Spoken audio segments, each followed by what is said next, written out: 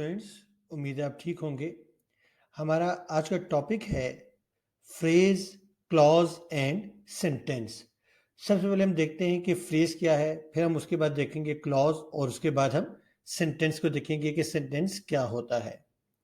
तो सबसे पहले हम स्टार्ट करते हैं। Which of the following are phrases and which are clauses. यहाँ मैंने कुछ फ्रेजेस दिए और कुछ क्लॉजेस दिए हैं, आप यहाँ देख सकते हैं। तो इसकी आइडेंटिफिकेशन जो है वो कैसे की जाए, इनको हम कैसे आइडेंटिफाई करते हैं वो हम आने वाली स्लाइड्स में देखेंगे। अभी यहाँ सबसे पहले देखिए, मैंने लिखा है इन माई रूम, इसके बाद लिखा है फ्रेज। ये सीधा the cat went under the bed, ये क्लॉज है। लेकिन हमें कैसे मालूम होगा कि ये फ्रेज है, ये क्लॉज है? आखिर ये क्लॉज क्यों नहीं है या ये फ्रेज क्यों नहीं है, ये एक क्वेश्चन है। इसको भी हम आने वाली स्लाइड में देखेंगे कि हम कैसे आइडेंटिफाई करते हैं फ्रेज और क्लॉज को। उसके बाद अंटिल नेक्स्ट वीक अगर हम देखें तो ये फ्रेज है या क्लॉज है। अगर तो ये फ्रेज है तो क्यों है, अगर ये क्लॉज है तो क्यों है, इसको भी हम देखेंगे। इसने quickly walking to the store, ये फ्रेज है या क्लॉज है? अगर ये फ्रेज है तो क्यों है, क्लॉज है तो क्यों है, इसको भी अभी हम आगे चलकर देखते हैं। तो सबसे पहले हम स्टार्ट करते हैं फ्रेज एंड क्लॉज की डेफिनेशन से कि फ्रेज क्या होता है और क्लॉज क्या होती है। याद रखिएगा, फ्रेज और क्लॉज ये दोनों ग्रुप ऑफ वर्ड्स हैं। जब भी ग्रुप ऑफ वर्ड्स होगा या तो वो फ्रेज होगा या क्लॉज होगा। लेकिन इन दोनों में फर्क क्या है? इनमें जो मेन डिफरेंस है वो ये है कि फ्रेज में जो है वो सब्जेक्ट वर्ब पेयर नहीं होता। यानी कि सब्जेक्ट और वर्ब जब ये दोनों एक ही जगह पर आ जाएं तो उसको हम पेयर कहते हैं। तो सब्जेक्ट एंड वर्ब पेयर जो है, अगर वो नहीं है तो वो फ्रेज है। लेकिन अगर सब्जेक्ट और वर्ब पेयर है तो वो क्लॉज होगा। तो इन दोनों में जो डिफरेंस है या आइडेंटिफिकेशन है वो बहुत इजी है कि जब भी आपको ग्रुप ऑफ वर्ड्स में सब्जेक्ट और जो वर्ब है इन दोनों का पेयर अगर ना मिले तो आप कहेंगे फ्रेज, और अगर इन दोनों का आपको ग्रुप मिल जाए तो आप उसको कहेंगे क्लॉज। अभी हम इसको एग्जाम्पल के जरिए देखते हैं ताकि और आसानी से समझ आ जाए। सबसे पहले हम देखते हैं फ्रेज की कुछ एग्जाम्पल्स कि फ्रेज को कैसे आइडेंटिफाई किया जाता है। यहां आप देखिएगा कि मैंने 4 सेंटेंसेस लिखे हैं। पहला है he is standing near a wall. अगर आपको नियर अ वॉल जो है वो अंडरलाइन करके दे दिया जाए या इस ग्रुप ऑफ वर्ड्स को बिल्कुल सेपरेट जो है वो आपको दे दिया जाए और आपको कहा जाए कि इसको आइडेंटिफाई करें कि ये फ्रेज है, ये क्लॉज है, तो आपने वही फॉर्मूला अप्लाई करना है सब्जेक्ट वर्ब पेयर का। आप यहाँ देखिए, सब्जेक्ट वर्ब दोनों जो है वो एक ही जगह पर नहीं है, उनका पेयर यहाँ मौजूद नहीं है नियर अ वॉल में, इसलिए ये फ्रेज कहलाएगा।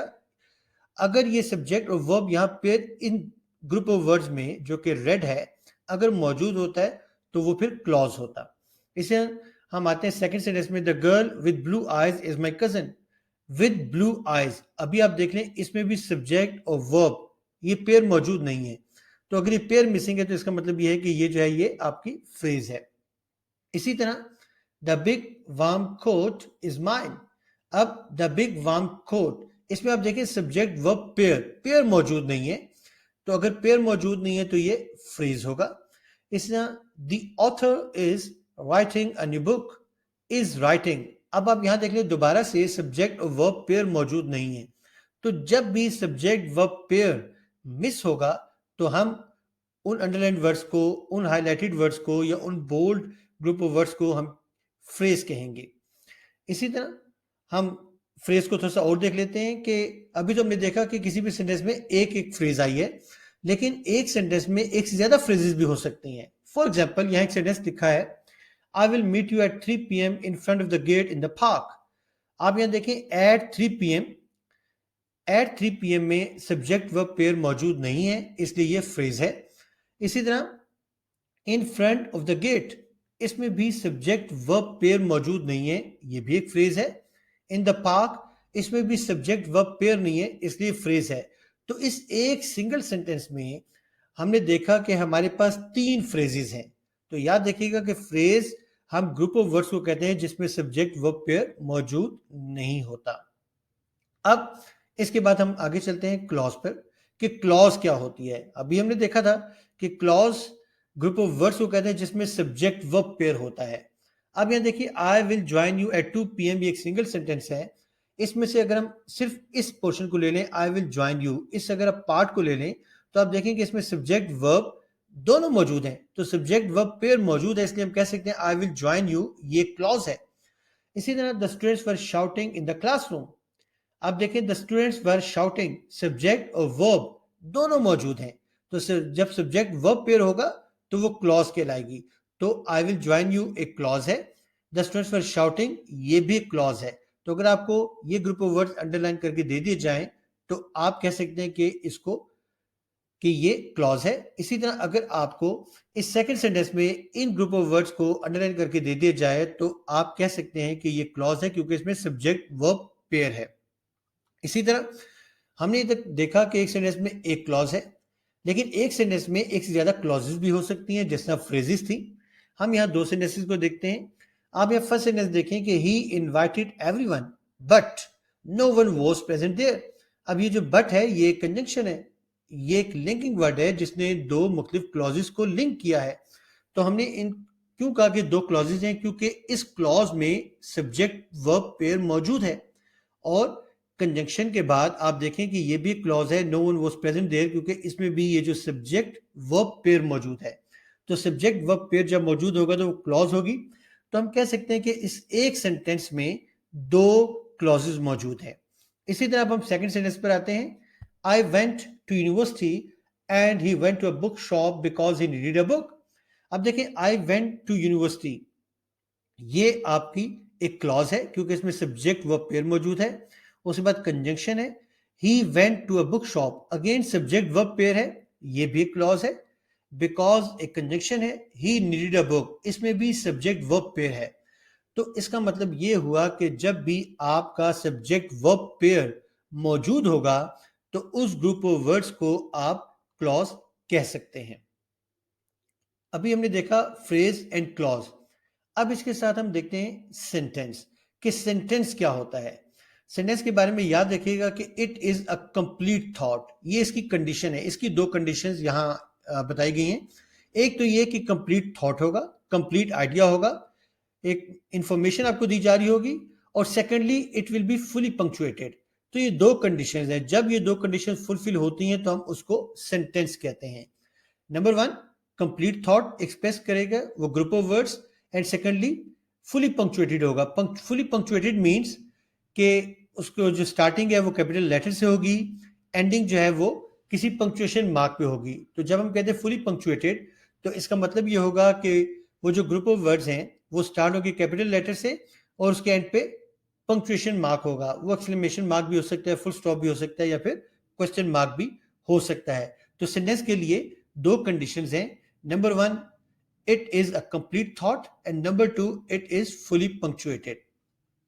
अभी हम सेंटेंस की कुछ एग्जांपल्स देख लेते हैं। इस स्लाइड पर आप देखिएगा, जैसे कि यहां फर्स्ट एग्जांपल लिखी है ही लाफ्ड। बात वही है कि सेंटेंस के लिए कंडीशन जो हमने देखी थी वो क्या थी। हमने दो चीजें देखी थी, जैसे कि यहां भी मैंने बता दिया है कि कंप्लीट थॉट, आप ये देखिए कंप्लीट थॉट है। फुली पंक्चुएटेड, फुली पंक्चुएटेड का मतलब क्या है कि start with a capital letter and end with some type of punctuation. तो आप देख लें किसी पंक्चुएशन मार्क पे ये एंड हो रहा है, तो ये कंडीशन फुलफिल हो रही हैं, इसलिए इसको हम सेंटेंस कहेंगे। इसलिए आप यहां भी देख लें कि ये भी एक कंप्लीट थॉट है, फुली पंक्चुएटेड है, starting with a capital letter ending with some type of punctuation mark, so it is also an example of a sentence. इसी तरह although I like books, I do not like comics, but my friend loves them. Again आप ये देख लें कि इस एक sentence में एक कंप्लीट थॉट है, फुली पंक्चुएटेड है। फुली पंक्चुएटेड का मतलब क्या है कि फर्स्ट लेटर जो है वो कैपिटल होता है और एंडिंग पे ये पंक्चुएशन मार्क उसके साथ मौजूद होता है, तो इसको हम सेंटेंस कहेंगे। अब यहां देखें ओपन द डोर, ये भी एक कंप्लीट थॉट है और फुली पंक्चुएटेड है, लेकिन यहां देखें सब्जेक्ट वर्ब पेयर जो कि कंडीशन थी क्लॉज की, यही कंडीशन सेंटेंस पर भी अप्लाई होती है। तो यहां भी आप देख लें सब्जेक्ट वर्ब पेयर है, यहां भी सब्जेक्ट वर्ब पेयर है, यहां सब्जेक्ट वर्ब पेयर है, ये क्लॉज है, यहां सब्जेक्ट वर्ब पेयर है, ये क्लॉज है, यहां सब्जेक्ट वर्ब पेयर है, ये क्लॉज है। तो इस एक सेंटेंस में तीन डिफरेंट क्लॉजेस हैं।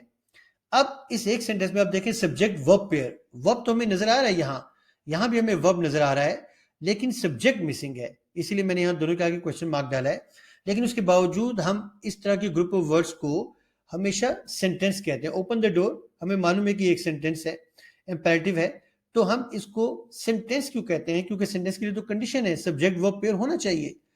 तो यहाँ वर्ब मौजूद है दोनों में, सब्जेक्ट नजर नहीं आ रहा। तो याद रखिएगा कि बाज दफा हमें ऐसे सेंटेंसेस मिलते हैं जिनके सब्जेक्ट जो है वो हमेशा अंडरस्टूड होते हैं। जैसे कि इस किस्म के सेंटेंसेस में ओपन द डोर, हमारा जो सब्जेक्ट है वो यूजुअली सेकंड पर्सन होता है, यानी कि यू। आप यहाँ जो है यू जो है उसको सब्जेक्ट लेते हैं, you open the door, you don't text me. तो यहाँ जो यू है वो अंडरस्टूड है, सब्जेक्ट अंडरस्टूड है कि आप सामने वाले से मुखातिब हैं जिसको आप कह रहे हैं ओपन द डोर, और सामने वाले को ही आप कह रहे हैं डोंट टेक्स्ट मी। तो यहाँ सब्जेक्ट जो है वो अंडरस्टूड है। तो यहाँ सब्जेक्ट वर्ब पेयर मौजूद है। इसके लिए जरूरी नहीं है कि आपका सब्जेक्ट जो है वो राइटिंग में मौजूद हो। तो बाज़ औक़ात सब्जेक्ट अंडरस्टूड हो तो हम उसको राइटिंग में नहीं लाते। जिस तरह के आप यहाँ देख सकते हैं दो सेंटेंसेस में कि यहाँ सब्जेक्ट अंडरस्टूड है, हमने उसको यहाँ नहीं लिखा। तो इसीलिए सब्जेक्ट वर्ब पेयर है, इसीलिए हम इस तरह के सेंटेंसेस को भी इस तरह के ग्रुप ऑफ वर्ड्स को भी हम सेंटेंस में काउंट करते हैं। तो सब्जेक्ट वर्ब पेयर मौजूद होता है, कंप्लीट थॉट होती है और फुली पंक्चुएटेड होता है। फुली पंक्चुएटेड का मतलब जैसे कि हम पहले देख चुके हैं कि start with a capital letter and ending with some type of punctuation. तो ये इसकी कुछ एग्जांपल्स हैं सेंटेंस की। तो हम इसको रिकैपिचुलेट कर लेते हैं जो हमने आज पढ़ा। हमने सबसे पहले देखा फ्रेज, फिर क्लॉज और फिर सेंटेंस। फ्रेज का हमने देखा कि ग्रुप ऑफ वर्ड्स है जिसमें सब्जेक्ट वर्ब पेयर नहीं होता, जैसे कि ऑन द टेबल, इसमें सब्जेक्ट वर्ब पेयर नहीं है। क्लॉज में हमने देखा कि ये भी ग्रुप ऑफ वर्ड्स है मगर इसका सब्जेक्ट वर्ब पेयर होता है, जैसे कि आप देख सकते हैं यहाँ सब्जेक्ट वर्ब पेयर है, यहाँ भी सब्जेक्ट वर्ब पेयर है। तो ये दो क्लॉजेज हैं यहाँ। इसी तरह जब हम सेंटेंस में आते हैं तो सेंटेंस में हमने देखा कि उसके लिए दो कंडीशंस है, एक तो एक कंप्लीट थॉट हो और सेकंडली फुली पंक्चुएटेड हो। तो आप देख सकते हैं कि एक कंप्लीट थॉट है, फुली पंक्चुएटेड है, और फुली पंक्चुएटेड हमने देखा कि start with a capital letter and ending with some type of punctuation. और वो पंक्चुएशन क्या है? फुल स्टॉप हो सकता है, एक्सक्लेमेशन मार्क हो सकता है, या क्वेश्चन मार्क हो सकता है। तो फ्रेज, क्लॉज एंड सेंटेंस, हमने ये तीन चीजें देखी। अब इसके बाद हम एक शॉर्ट सी एक्टिविटी देख लेते हैं जो कि मैंने यहाँ दी है स्लाइड पर। तो ये एक्टिविटी आप लोगों के लिए जिसमें आपने आइडेंटिफाई करना है फ्रेज या क्लॉज को। मैंने इसमें जो है वो सेंटेंस की आइडेंटिफिकेशन नहीं रखी क्योंकि सेंटेंस जो है वो इजी है उसको आइडेंटिफाई करना। बेसिकली जो प्रॉब्लम है स्टूडेंट्स के लिए वो फ्रेज और क्लॉज में है, इन दोनों को डिफरेंशिएट करना प्रॉब्लम है। अच्छा, यहाँ आप देख लें कि यहाँ मैंने कुछ फ्रेजेस दी हैं, कुछ क्लॉजेस दी हैं और कुछ सेंटेंसेस भी हैं, लेकिन सेंटेंसेस में क्लॉजेस हैं। तो बेसिकली हम बात करें फ्रेज और क्लॉज की, और यहाँ मैंने तमाम जो आपके फ्रेजेस या क्लॉजेस हैं उनको कैपिटल लेटर से स्टार्ट किया है। तो कैपिटल लेटर से आपने कंफ्यूज नहीं हो जाना कि भाई ये एक सेंटेंस है। जरूरी नहीं कि वो सेंटेंस हो, क्योंकि कैपिटल लेटर तो आपको नजर आ जाएगा, लेकिन बात यह कि फिर आपने अगली कंडीशन देखनी है कि सब्जेक्ट वो पेयर मौजूद है, क्या वो किसी पंक्चुएशन मार्क में एंड हो रहा है। इसलिए मैंने यहाँ सेंटेंस को नहीं रखा, मैंने सिर्फ फ्रेज या क्लॉज को डिस्कस किया है यहाँ इस एक्टिविटी में। तो आपने आइडेंटिफाई करना है। लेट्स सपोज ये फर्स्ट आप देख लें, तो यहाँ आपने इसको पढ़ने के बाद बताना है कि ये फ्रेज है या क्लॉज है। तो इसके सामने आपने पी या सी लिख देना है, यानी कि फ्रेज या फिर क्लॉज। इसलिए इसके आगे तो इस तरह आपने ये जो 10 है फ्रेजेज या क्लॉजेस, इसको आपने अटेम्प्ट करना है। और इसका जो आंसर है वो मैंने डिस्क्रिप्शन में पीडीएफ फाइल में दे दिया है, आप उस पीडीएफ फाइल को डाउनलोड कर सकते हैं। लेकिन फर्स्ट ऑफ ऑल स्टूडेंट्स, आपने इसको खुद अटेम्प्ट करना है, फ्रेज और क्लॉज को आइडेंटिफाई करना है। और इस एक्टिविटी को अटेम्प्ट करने के बाद आप पीडीएफ फाइल को डाउनलोड कीजिए और उस पीडीएफ फाइल में आपके इसके आंसर्स मौजूद हैं, आप वहां से टैली कर सकते हैं। तो स्टूडेंट्स, ये है आज का लेक्चर जिसमें हमने फ्रेज, क्लॉज और सेंटेंस जो है उसको डिस्कस किया है। फ्रेज को हमने देख लिया, क्लॉज को हमने देख लिया, सेंटेंस को हमने देख लिया। उसके बाद मैंने आपको एक शॉर्ट एक्टिविटी दे दी जिसमें 10 जो है या तो फ्रेजेस हैं या फिर कुछ क्लॉजेस हैं। तो आपने उनको आइडेंटिफाई करना है और उसके साथ मैंने एक एक्टिविटी जो है इसके डिस्क्रिप्शन में अटैच कर दी है। तो स्टूडेंट्स, ये था आज का लेक्चर। अगर इस हवाले से आपके पास कोई क्वेश्चन हो तो आप इस दिए गए व्हाट्सएप नंबर पर कांटेक्ट कर सकते हैं, वॉइस नोट दे सकते हैं। और उसके अलावा कोई ग्रामर का टॉपिक जो आपके नज़दीक डिफिकल्ट है, जिसको आप चाहते हैं कि एड्रेस किया जाए, तो आप मुझे इस व्हाट्सएप नंबर पर मैसेज कर दीजिए, या आप कमेंट सेक्शन जो है वहाँ आप मैसेज कर सकते हैं। तो इंशाल्लाह सूनर और लेटर उस टॉपिक को डिस्कस किया जाएगा। Okay students, take care.